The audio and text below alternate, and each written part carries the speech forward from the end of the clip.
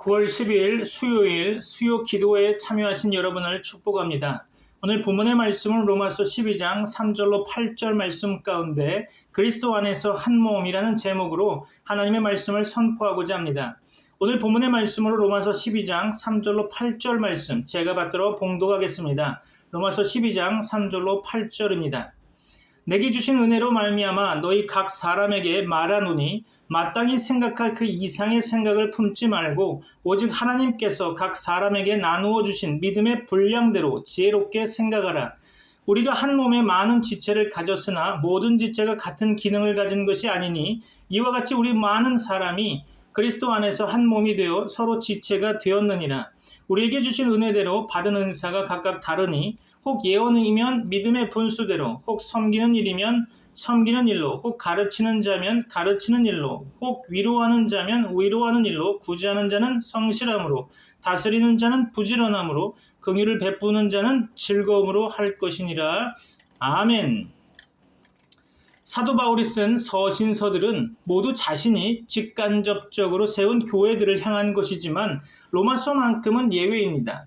바울은 모든 길은 로마로 통한다라는 말이 생겼을 만큼 그 시대에 제국의 중심부인 로마에 복음을 전하고 교회를 세우며 일꾼들을 세워 세계로 복음이 확장되어 가는 것을 갈망했기 때문에 로마에 가기를 간절히 원했습니다. 그러므로 그는 로마 교회를 세우는 과정에 직접 관여하지는 않았지만 세계의 중심에 있는 교회를 복음으로 더욱 견고하게 세우고자 하는 마음이 있었을 것입니다.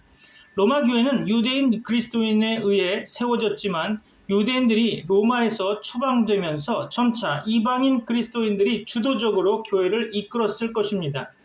그리고 추방령이 해제된 이후에 유대인 그리스도인들이 다시 로마에 들어오면서 유대인과 이방인 사이에 미묘한 갈등들이 있었던 것으로 보여집니다. 복음 안으로 들어온 이방인들은 유대인과 이방인의 관계, 율법과 복음의 관계를 충분히 이해하지 못했을 것입니다.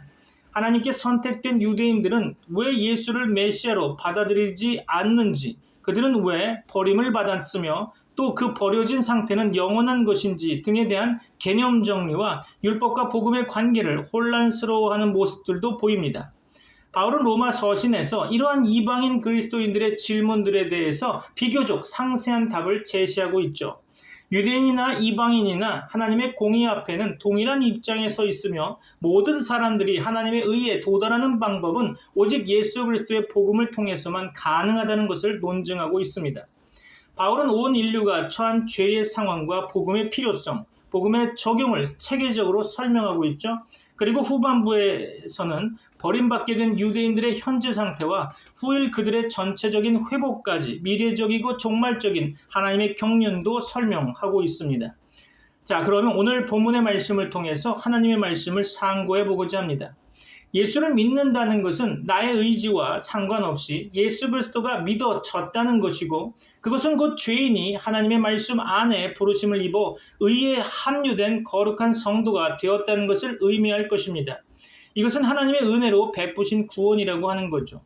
예수님이 이 땅에 오셨을 때 인간들은 자기들이 알고 있는 하나님과 다르다는 이유로 무참하게 십자가에 살해했습니다. 어느 누구도 주와 함께 십자가에 죽을 수 있는 자는 없었죠.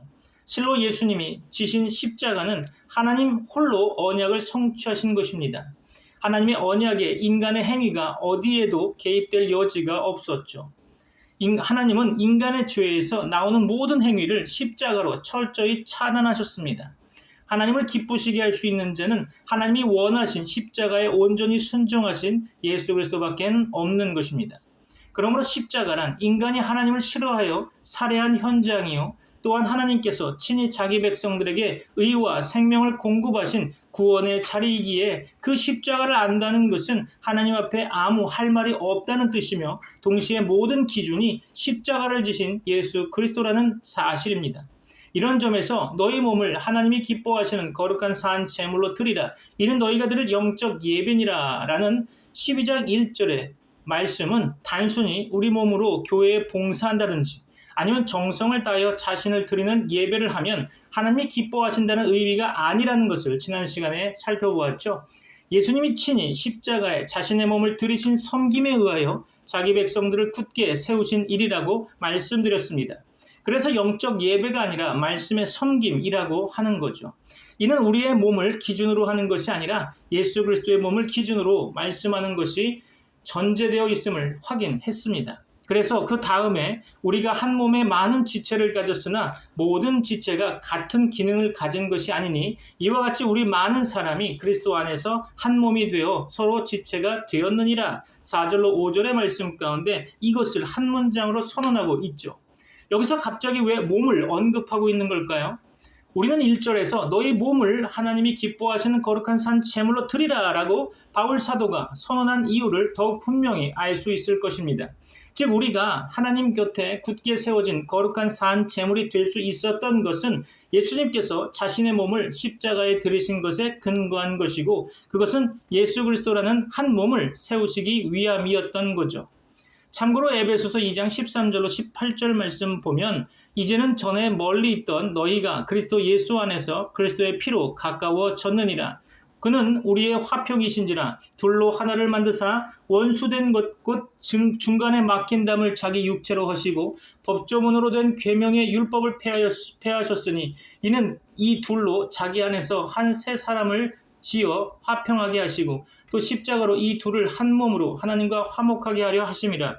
원수된 것을 십자가로 소멸하시고 또 오셔서 먼 데 있는 너희에게 평안을 전하시고 가까운 데 있는 자들에게 평안을 전하셨으니 이는 그로 말미암아 우리 둘이 한 성령 안에서 아버지께 나아감을 얻게 하려 하심이라. 그렇죠. 본래 원수였고 하나가 아닌 둘이었으나 예수 그리스도의 십자가로 말미암아 한 몸이 되게 하신 거죠. 본문 2절에서 이미 언급한 바와 같이 성도는 이 악한 세대와 같은 모양을 나타내는 자가 아니라 하늘의 것으로 전혀 다른 형상으로 바뀌어진 존재임을 기억하시기 바랍니다. 그렇게 바뀌어진 결과가 하나님이 선하시다는 것과 하나님이 기뻐하시고 온전하신 뜻이 오직 예수 그리스도에게 있음을 증명하는 상태인 거죠. 이를 두고 성경이 교회라고 칭하는 것입니다. 참고로 골로새서 1장 18절 20절 말씀 가운데 그는 몸인 교회의 머리시라. 그가 근본이시요 죽은 자들 가운데서 먼저 나신 이시니 이는 친히 만물의 으뜸이 되려 하심이요 아버지께서는 모든 충만으로 예수 안에 거하게 하시고 그의 십자가의 피로 화평을 이루사 만물 곧 땅에 있는 것들이나 하늘에 있는 것들이 그로 말미암아 자기와 화목하게 되기를 기뻐하심이라. 아멘. 그렇습니다. 그래서 본문 3절에서 내게 주신 은혜로 말미암아 너희 각 사람에게 말하노니 마땅히 생각할 그 이상의 생각을 품지 말고 오직 하나님께서 각 사람에게 나누어 주신 믿음의 분량대로 지혜롭게 생각하라라고 했는데요. 여기에 우리 성경에는 번역되지 않은 접속사 하나가 있죠. 그것이 바로 왜냐하면이라는 말입니다. 즉 은혜로 말한다는 것은 앞에서 언급한 온전하신 뜻이 왜 예수 그리스도에게 있는지 그 이유를 설명한다는 거죠.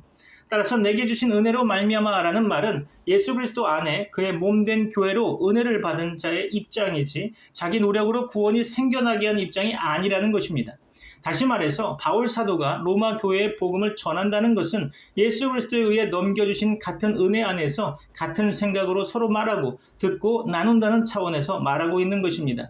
본문에서 언급한 분량대로라는 말은 척도, 기준이라는 뜻인데요. 즉 각자에게 주어진 믿음의 분량대로 하라는 말이라기보다는 믿음의 기준을 가진 상태를 의미한다고 보는 거가 더 낫겠죠. 생각을 품지 말고라는 말은 헬라어로 자신을 높이 생각하다라는 뜻인데요. 즉 마땅히 생각할 그 이상의 생각을 품지 말고라는 말은 자신을 너무 높이 생각하지 말라는 것입니다. 자신을 높이 생각한다는 것은 곧 믿음의 기준을 벗어난 상태라는 거죠. 또한 우리 성경에는 본문에서 지혜롭게 생각하라라고 번역했는데요. 헬라어는 건전한 마음을 가지다, 정신을 차리다, 합리적이다, 온전하다, 신중하다라는 뜻을 가지고 있습니다. 같은 단어를 성경 다른 본문에서도 예수 그리스도에 의해 온전하게 된 것을 정신을 차리고 건전하게 된 상태를 나타내곤 합니다. 즉 건전한 마음을 가지거나 정신이 온전하다는 것은 믿음의 기준을 가진 상태라는 의미라는 거죠. 믿음의 기준을 가진 상태란 예수 그리스도 안에서 한 몸이 되었다는 뜻이고 몸으로 비유한다면 우리는 그 몸의 지체라는 것입니다. 그래서 한 몸에 많은 지체, 4절에서 언급되어 있죠. 또한 한 몸이 되어 서로 지체가 되었느니라 5절 말씀 가운데 본문은 이렇게 선언하고 있죠. 내가 주님의 지체로 이루어낸 것이 아니라 하나님께서 은혜를 베푸셨기 때문에 예수 그리스도의 몸에 붙은 지체가 된 것이라는 거죠. 내 기준이 아니라 예수 그리스도의 기준에서 말씀하시는 것입니다. 그러므로 믿음의 분량대로 지혜롭게 생각하라 라는 말은 우리가 지혜를 가지고 각자 주어진 믿음의 수준이 어느 정도 되는지 파악하여 자기 믿음이 허락하는 정도까지만 하라는 권면이 아니라 한마디로 믿음이 한다는 거죠. 환원하자면 믿음이신 예수 그리스도께서 하신다는 뜻입니다. 지체가 무엇인가를 결정하고 스스로 하는 것이 아니라 머리이시고 몸의 본체이신 예수 그리스도께서 하시는 것입니다. 어떻게 하신다는 말씀일까요? 그것을 말씀하시는 것이 6절 이하의 말씀인데요. 6절로 8절 말씀 봅니다. 우리에게 주신 은혜대로 받은 은사가 각각 다르니 혹 예언이면 믿음의 분수대로, 혹 섬기는 일이면 섬기는 일로, 혹 가르치는 자면 가르치는 일로, 혹 위로하는 자면 위로하는 일로, 구제하는 자는 성실함으로, 다스리는 자는 부지런함으로, 긍휼을 베푸는 자는 즐거움으로 할 것이니라. 아멘. 그렇습니다. 은사란 한마디로 선물입니다. 여기서 하나님께서 넘겨주신 선물을 7가지 대표적으로 예언, 섬기는 일, 가르치는 일, 위로하는 일, 구제, 다스림, 긍휼이라고 표현하고 있죠.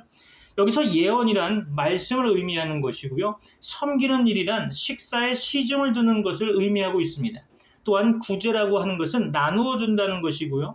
다스린다라는 말은 인도하다, 돌보다라는 뜻을 가지고 있죠. 또한 분수대로라는 말은 헬라어로 일치, 조화, 균형, 몫이라는 뜻인데요. 이 말은 무엇 위에와 말씀의 합성어로 위의 말씀, 즉 하늘의 말씀에 일치한다는 의미를 담고 있는 말이죠. 즉 믿음의 분수대로라는 말은 믿음에 일치하는 말씀이 예언이라는 뜻입니다. 6절로 8절 말씀을 정리하자면 하나님께서 넘겨주신 은혜를 따라 저마다 다른 우수한 선물을 우리가 소유하고 있다는 것입니다.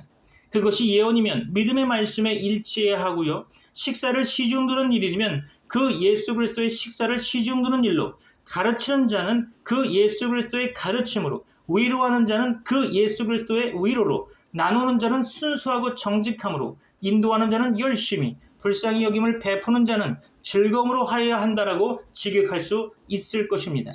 다시 말해서 하나님께서 은혜로 베푸신 탁월하고 우수한 선물이 우리 각자에게 다 다르게 주어졌는데 말씀을 나타내는 자라면 믿음이신 예수 그리스도의 말씀과 동일한 것이어야 하고요. 식사를 시중두는 일이라면 예수 그리스도께서 하늘의 양식을 주심과 같이 하여야 하며 가르치는 자라면 예수 그리스도께서 가르치심과 같은 것이어야 하고 위로하는 자라면 예수 그리스도의 위로로 하며 주어진 은혜를 나누는 일이라면 순수하고 정직함으로 하여야 하고 돌보고 인도하는 자는 하나님의 열심으로 해야 하며 불쌍히 여기는 자비를 베푸는 자는 기쁨과 즐거움으로 행하는 것이어야 한다는 것입니다.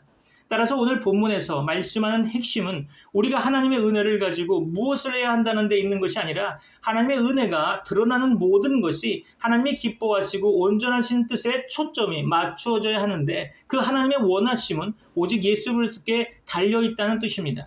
결국 하나님의 선물로 드러나는 이 모든 일은 믿음이신 예수 그리스도께서 하신다는 것이 핵심인 거죠. 그래서 바울은 이미 로마서 11장에서 선언하고 있죠.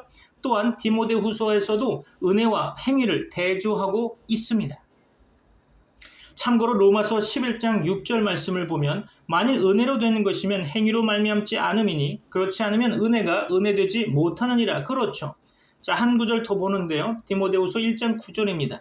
하나님이 우리를 구원하사 거룩하신 소명으로 부르심은 우리의 행위대로 하심이 아니요 오직 자기의 뜻과 영원 전부터 그리스도 예수 안에서 우리에게 주신 은혜대로 하심이라. 아멘. 그렇습니다. 하나님께서 은혜를 주셔서 예수 그리스도 중심으로 일하시는 이유는 단 하나일 겁니다. 그것은 죄인에게 영광이 돌아가는 것이 아니라 오직 하나님께만 영광이 돌려지고 그 하나님의 영광만 드러나게 하시기 위함이죠. 많은 지체들이 있을지라도 드러나는 것은 예수 그리스도 한 몸이라는 것입니다. 그것을 다른 말로 표현하면 십자가의 영광이라는 거죠. 세상의 것은 아무 의미가 없는 것입니다. 많은 지체가 한 몸 예수 그리스도를 드러내는 것은 친히 그분이 자신의 몸을 제물로 드리신 십자가 때문에 나타나는 당연한 현상이라는 거죠. 참고로 에베소서 4장 11절로 12절 말씀을 보면 그가 어떤 사람은 사도로, 어떤 사람은 선지자로, 어떤 사람은 복음 전하는 자로, 어떤 사람은 목사와 교사로 삼으셨으니 이는 성도를 온전하게 하여 봉사일을 하게 하며 그리스도의 몸을 세우려 하심이라. 아멘. 그렇죠. 다양한 지체의 각 부분은 오직 예수 그리스도를 향하도록 되어 있습니다. 믿습니까? 이런 점에서 예수 그리스도의 몸만 남기시는 것이 하나님께서 이루시는 구원이라는 거죠. 이 복음을 명확하게 하기 위해 바울 사도는 1장에서부터 11장까지에서 인간의 죄를 적나라하게 설명하면서 하나님의 의를 믿음으로 나타내신 예수 그리스도를 설명하고 있던 것입니다.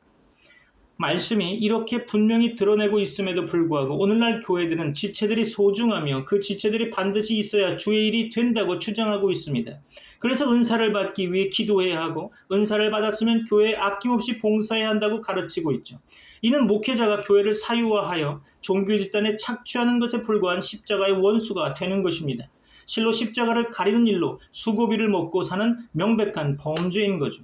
그러나 예수 그리스도를 머리로 한 그의 몸된 교회는 주와 함께 날마다 십자가에 넘겨지는 자들인 것입니다. 여러분의 신앙을 점검하는 시간이 되기를 바랍니다. 진정 여러분을 통해 예수 그리스도가 드러나며 하나님의 이름이 여러분을 통해 거룩해지고 하나님의 나라가 여러분을 통해 이 땅에 확장되며 하나님의 뜻이 여러분을 통해 이 땅에 이루어지기를 기도해야 할 것입니다. 여러분은 주 예수 그리스도 이름으로 축복합니다. 기도하겠습니다. 지금은 우리 주 예수 그리스도의 은혜와 하나님의 사랑과 성령님의 교통하심이 트리니티 미라클 교회 모든 권속들과 세계 교회 위에 이제부터 영원까지 함께 있을지어다. 아멘.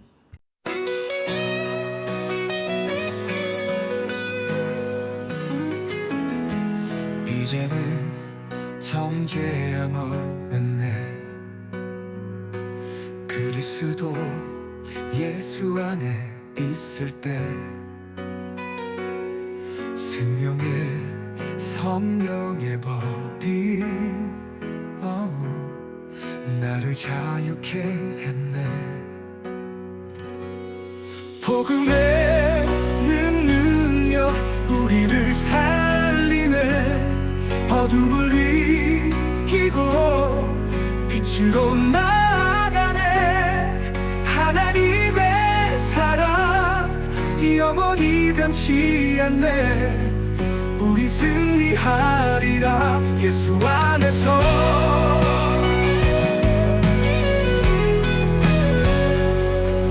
육신의 연약함 속에 주님의 영이 함께 하시네. 고난도 두렵지 않네. 영광이 우릴 기다리네. 복음의 능력 우리를 살리네. 어둠을 이기고 빛으로 나아가네. 하나님의 사랑 영원히 변치 않네. 우리 승리하리라 예수 안에서.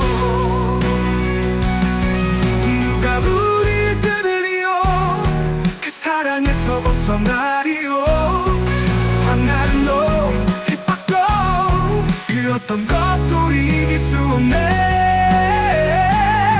복음의 능력 우리를 살리네. 어둠을 이기고 빛으로 나아가네. 하나님의 사랑 영원히 변치 않네. 예수 안에서 우리 승리하리라. 예수 안에서 영원히